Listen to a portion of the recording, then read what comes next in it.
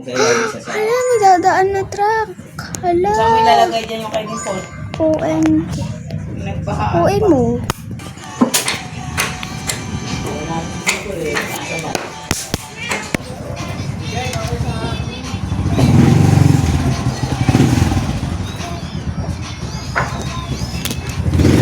Hindi ko na.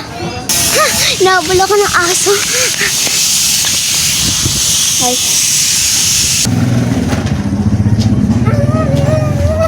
Aray. Loko naman po. Sino ito?